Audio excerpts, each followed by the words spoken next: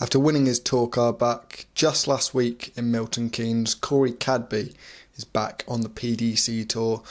I'm going to look into what he can achieve in the year ahead and what he achieved in his previous stint on the PDC Tour. Now, Cadby's first rise to prominence came in 2016. He was first noticed on the World Series out in Australia and New Zealand, losing in his first World Series game to Phil Taylor despite averaging over the ton mark. He would face him in the second of the World Series events just a week later and defeat the 16-time world champion on TV in front of his home crowd.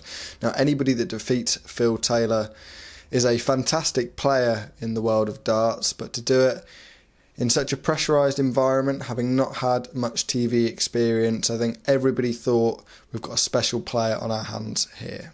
Just a couple of months later, he would qualify for the World Youth Championship final down in Minehead, coming through a field in Wigan to make the final at the Players' Championship finals. And he would win that final over Barry Van Peer to claim his first television title in the PDC, and there would be plenty more to come in the following years from Cadby. He would participate in his one and only PDC World Championship in 2017, losing out to Joe Cullen in the opening round of that one. But with a player with very little experience on TV, apart from, as I say, that World Youth Championship final and the World Series, he put up a valiant display. Now, the next couple of years were really about winning titles and proving what he can do in the PDC. And over in Australia, played on the DPA Tour, 3 titles in 2017 and a further 7 titles in 2018. On the TV, we got to see him in the Grand Slam of Darts later in the year, courtesy of winning the World Youth Championship, and he continued to produce on the Pro Tour as well. Cadby would lose his World Youth Championship and not retain it after losing out in the semi-finals, but it would only be a few months before we saw Cadby back on our screens.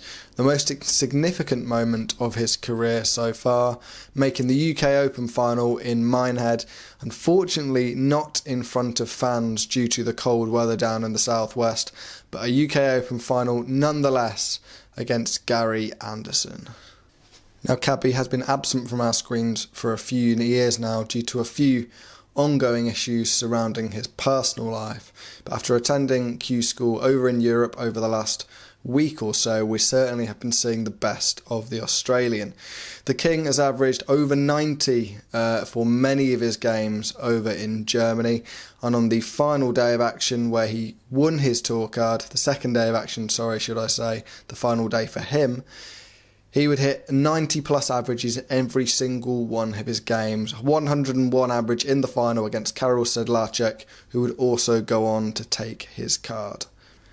Now, as for when we'll next see Corey Cadby, there are some Pro Tours coming up early February where we'll get our first chance to see him throwing back on the PDC Tour. He'll be at the UK Open in early March, as all PDC Tour card holders are entered into the event.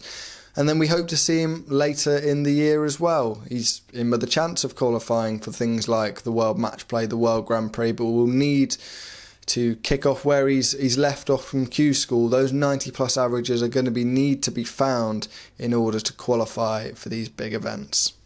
Of course, the World Championship will be the big aim for Cadby, having only participated in the one a few years ago now, as I mentioned.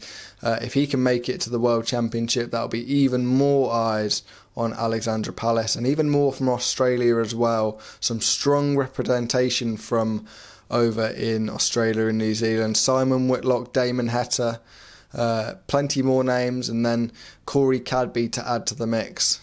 Could be an interesting year with Corey Cadby on the tour.